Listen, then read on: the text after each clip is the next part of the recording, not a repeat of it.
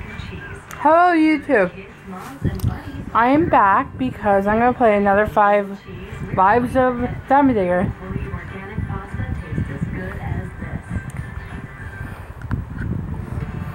Introducing Subway's new Italian hero sandwich. Stacked with cheese, Genoa salami, mortadella, and spicy capicola. Only $4.99 for a 6-inch panini. Magnifico. Only at Subway. Why are you deleting these photos? Because my teeth are yellow. Why didn't you use a whitening toothpaste? I'm afraid it's bad for my teeth. Try Crest 3D White. Crest 3D White Diamond Strong Toothpaste and Rinse. Gently whiten and fortify enamel. For a stronger, whiter smile, use Crest 3D White. I love you so much. That's why I bought 6 of you. For when you stretch out. I want you to stay this bright blue forever. That's why you'll stay in this drawer. Forever. I can't live without you. And that's why I'll never ever wash you. Protect your clothes from stretching, fading, and fuzz with Downy Fabric Conditioner. It smooths and strengthens fibers to protect clothes from the damage of the wash.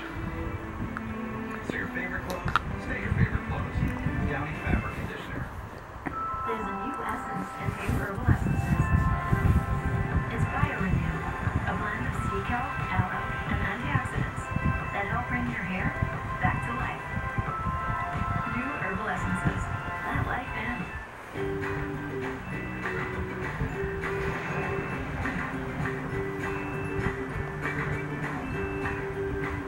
If you could book a flight, hotel, car, and activity all in one place, where would you go?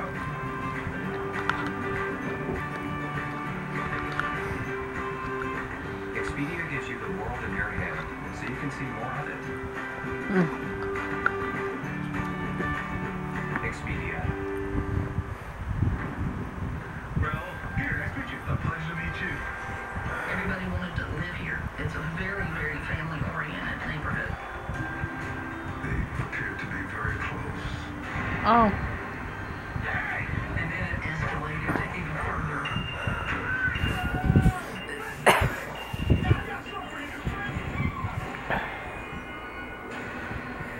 Dear Thy Neighbor, Wednesday's Tannister, or Investigation Discovery. Chasing classic cars, Mondays at Tannister, only on Special Velocity. This program may not be suitable for all audiences. Look, I know that this game is not interesting, but like honestly, I have fun.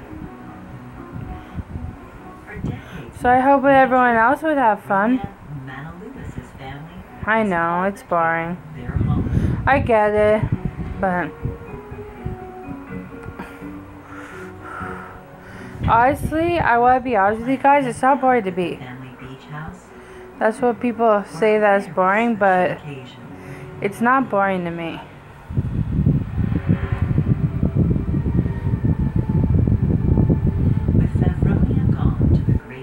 So,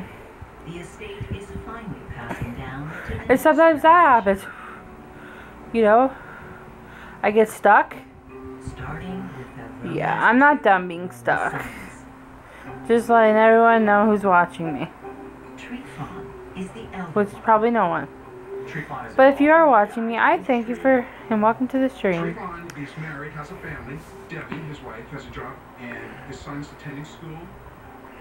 Trayvon's, pretty smart guy.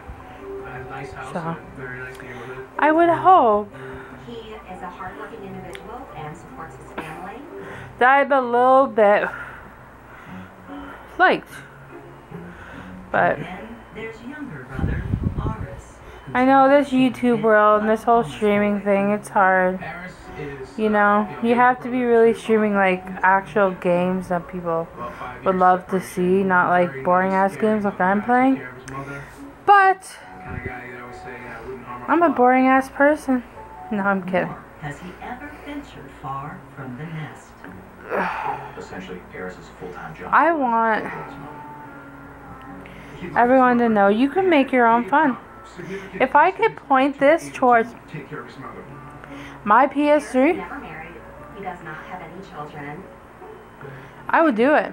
Fevronia's death means a big shakeup for this I family. fucking played Driver to show out Some men how awesome I am at an actual game.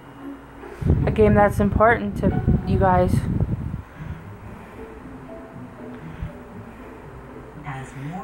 But like the thing is,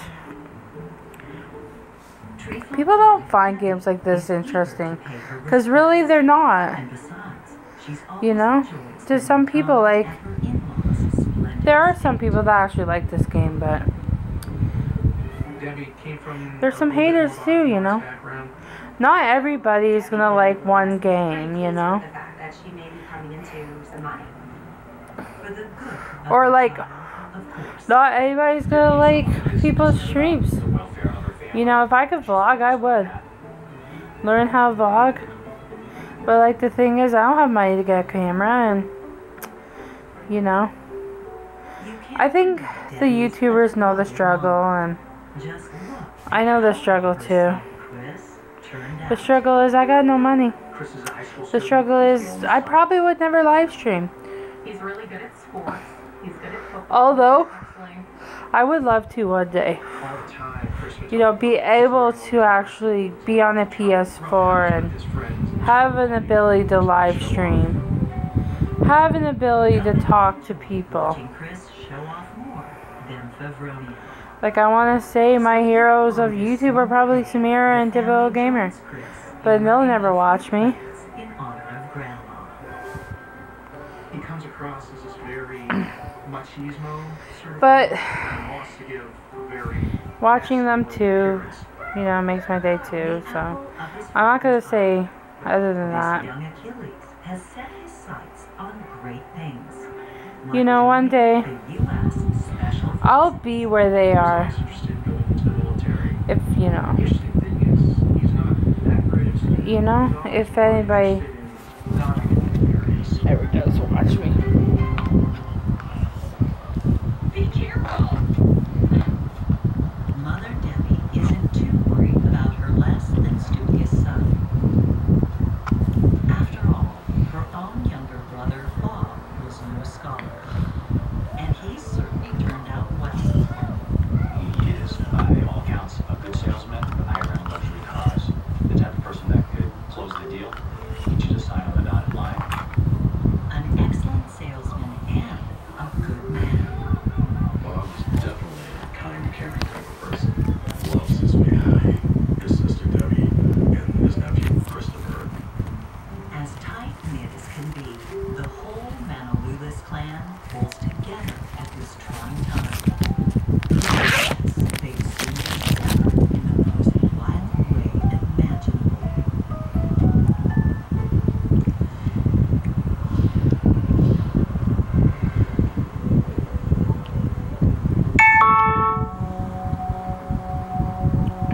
The trouble starts just a few days later, when Febronia's will is read. So Fergonia dies, and she leaves Eris the sum total of her fortune. In fact, in her will, she has written explicitly that her other son is not to receive any of the inheritance.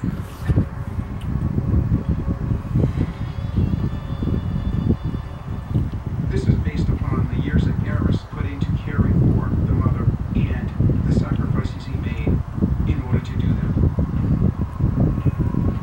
There was great shock and consternation on behalf of Trifon Manalulus and his family as to how the estate was divvied up. Understandably, they were expectant of a substantial fortune. Instead, they got a slap in the face.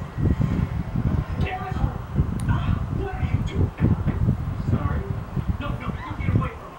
Trifon is very angry. He's the oldest son, you know, so I think that there's a certain element of pride that goes along with that. I mean, this is a really wealthy woman, and now everything goes to Eris. Trifon feels that's unfair. He loved his mother too. Statements were made that Eris was unduly benefiting from her relationship with his mother. Trifon believes that Eris used Fergonia for her money, and also hurt the relationship that Trifon has with his mother. And he's not about to roll over and let his scheming little brother get away with it.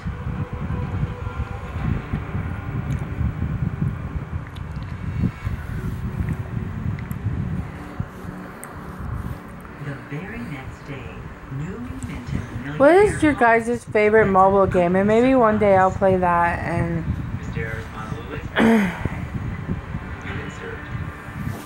Trifon sues Eris and attempts to have his mother's will overturned. This affects the family dynamic and it causes further bad blood between Eris and Trayvon. Trifon would like to get a piece of Favonia's fortune for himself.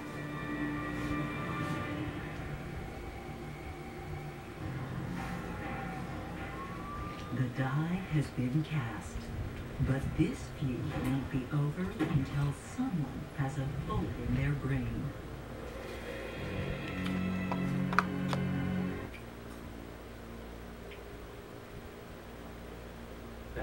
That other family members were upset with him. There is a lot of pointing the finger. Who is to blame? Elder brother Trifon's wife, Debbie, attempts to broker a ceasefire.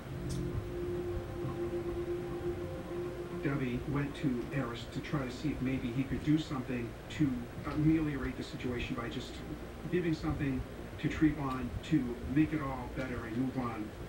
The family is more important than fighting over some money issues.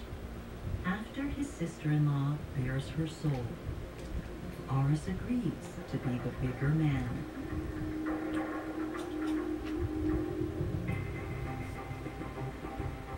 Eris offered Debbie and Trifon some monetary assistance. Eris made that offer as a way of showing goodwill, of wanting to put this issue behind them. He'd offered to pay for Christopher's college tuition and had offered to pay money towards their mortgage. All told, he's ready to hand over 40 grand to make things right. But it isn't nearly enough to mend broken fences. Trifon and Debbie aren't happy with the solution. Considering the fact that it was a state of several $1 million, it doesn't take much of a stretch to realize why they might not have been. Trifon continued to hold a grudge against Eris. While Trifon and Debbie decide to keep their distance.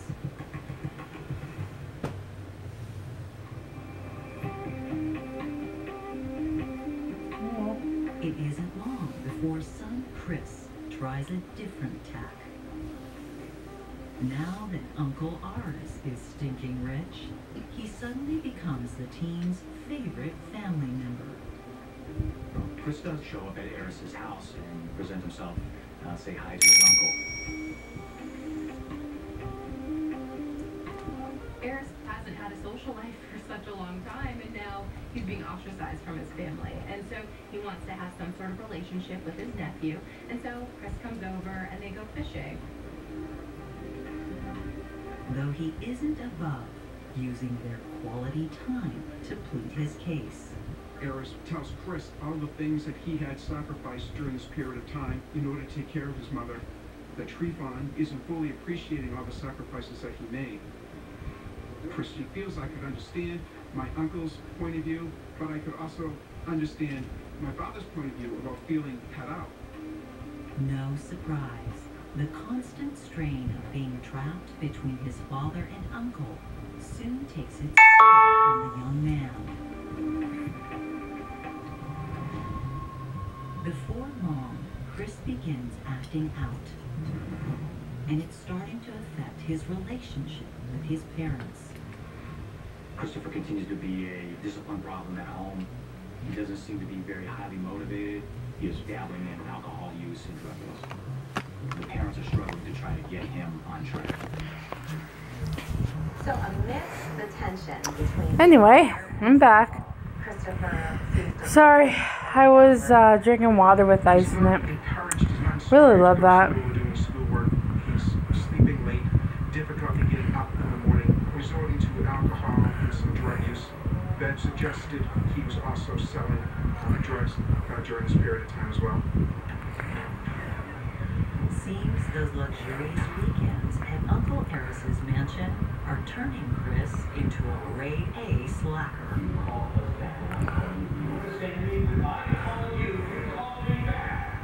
At their wits' end, his parents devise a desperate plan.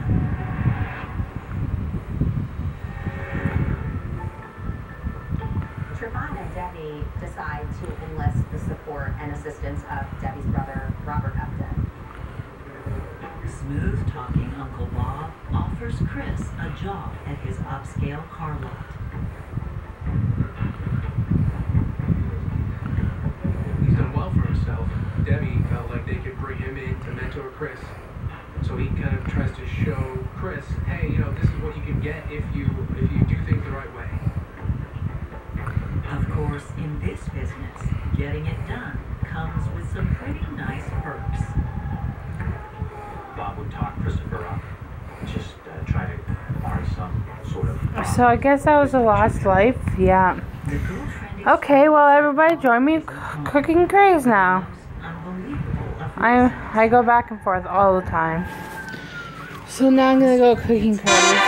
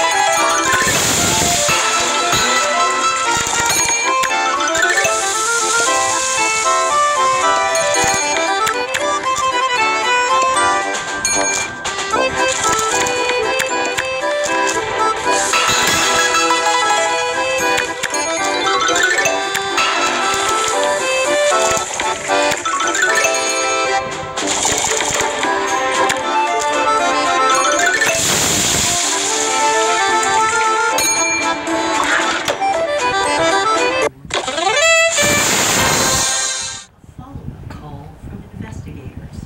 Trifon had not called back.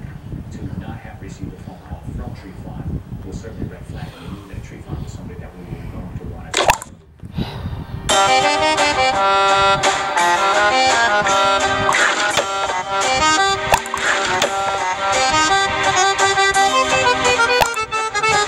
Cops arrive at his house. Big Brother.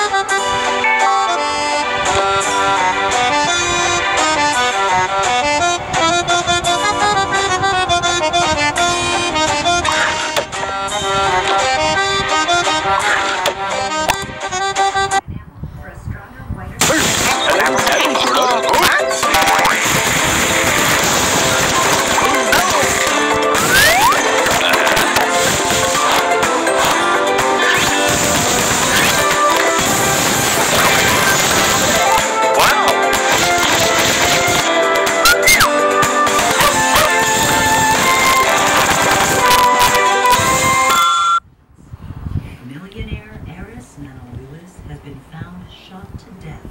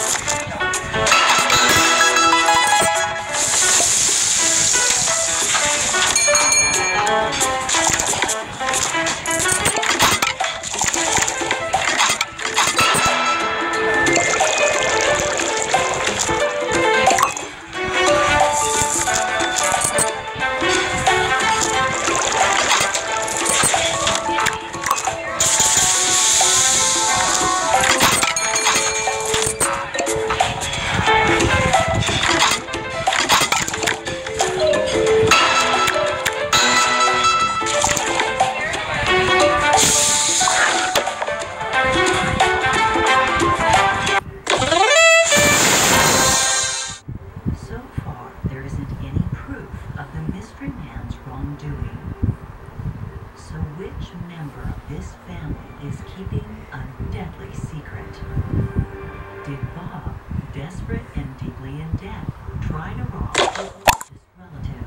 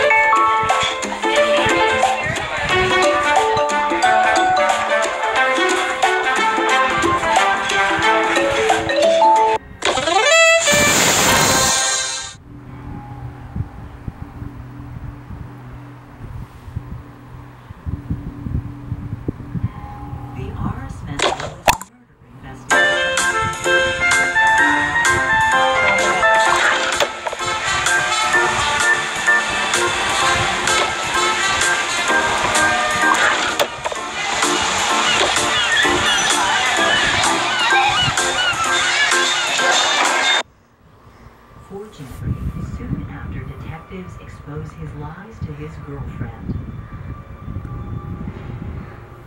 she and her sister happily renew the search for Bob's missing gun.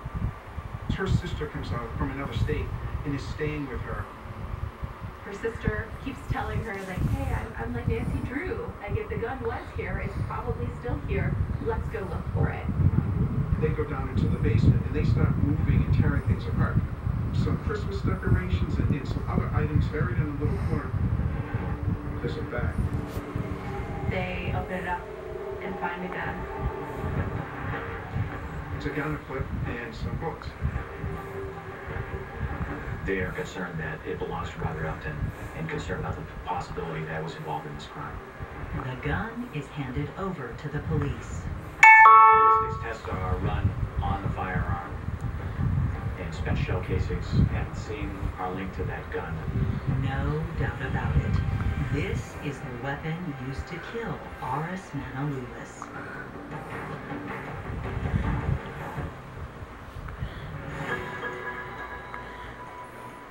It's all the proof necessary to arrest Bob Upton. But this man of mystery insists cops have the story all wrong. Basically, at first, it's like, no, I never went to the cave. The police, being experienced at this, they play along a little bit with him to kind of start a recording and get the conversation going. Bob Upton is the type of guy that is very confident in his own ability to sell you on his version of events, and so I think that Bob almost enjoyed the exchange. But soon investigators were able to determine that Bob Upton's story wasn't holding water and were able to poke holes in it. One of the first things police point out is that Bob's luxury car is equipped with a very high-tech navigation system. They reminded Bob of the police's ability to utilize those systems to determine the whereabouts of a car. reaction to that, Bob Upton began to adjust his story and would eventually admit to investigators that he did in fact travel down to Cape Cod. Well, well, well. Seems Bob's goose be cooked. But the slick car salesman throws a curveball and says he was driving in the carpool lane with a very familiar face. Bob Upton tells investigators that Christopher Manalewis asked for a ride to Cape Cod. They pulled into a parking spot that was just yards away from Harris's house. Bob tells the detectives that Chris gets out of the car.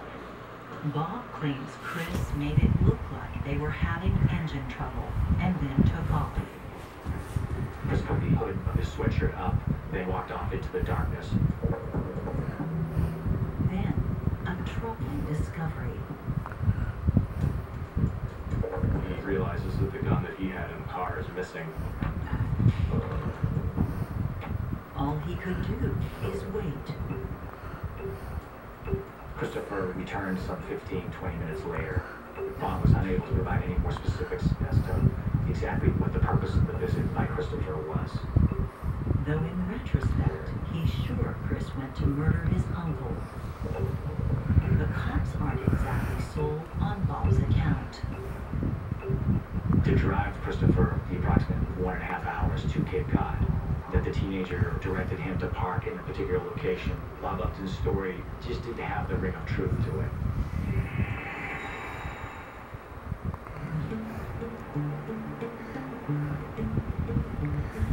But when police pull Chris back in for questioning and lay out his Uncle Bob's story, the young man's original account starts to change.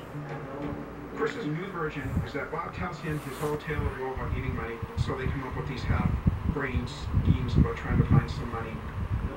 Chris says that he's told a story that his uncle had some jewelry, that was, I believe that was their mother's, so perhaps he's got an idea that, he's going to kind of reclaim this type thing. So they come down there basically to rob Harris. Chris says they played the part of friendly relatives to gain entry to the house. Harris invited he and Robert in and invited them to join him in the den where he was watching Red Sox game. They sat down and then they began to engage in some small talk. Chris tells police his uncle was kind of there to serve as a diversion while he's going upstairs or downstairs, kind of searching through some of our stuff, looking for this jewelry. Chris excused himself to the restroom, but instead went to the master bedroom and began rifling through drawers, searching for Grandma's fabled family jewels. Christopher goes into other parts of the house looking for valuables. He can't find any. Chris says for desperate Uncle Bob, it was one disappointment too many. Robert Upton became enraged. At that point, he withdrew a handgun. He marches back into the den. Christopher indicates that he remains in the kitchen. And all he hears is no, no, please no. And shots are fired.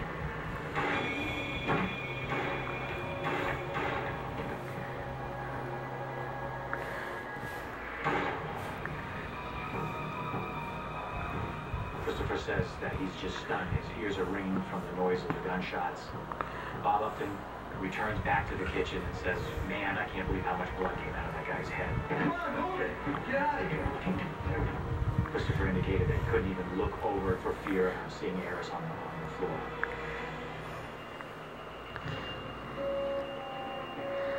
At this point, police have two stories.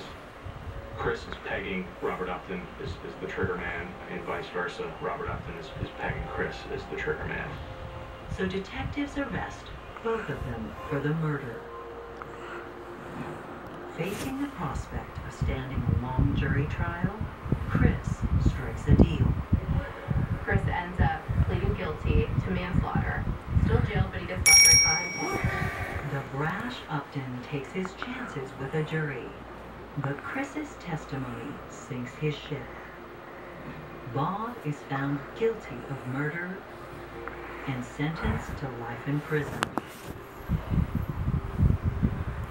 It's a shocking turn of events for all those who thought they knew him. I can only imagine what Bob's girlfriend was thinking and feeling when she found out that all of this was a lie. Ironically, after all is said and done, Trifon and Debbie finally do get that inheritance they wanted so badly. It only cost them a son and a brother. And to this day, some still can't help but wonder. Some believe that Trifon was furious that Eris has amassed this fortune, that Trifon was aware. His brother-in-law, Robert Upton, is deep in debt and manipulated him. And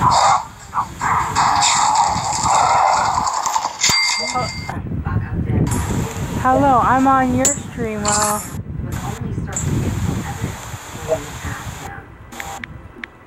him. Okay, guys, I forgot I was still live streaming. Have a great night. Trifon. I might live stream one more time, both games. Okay, bye.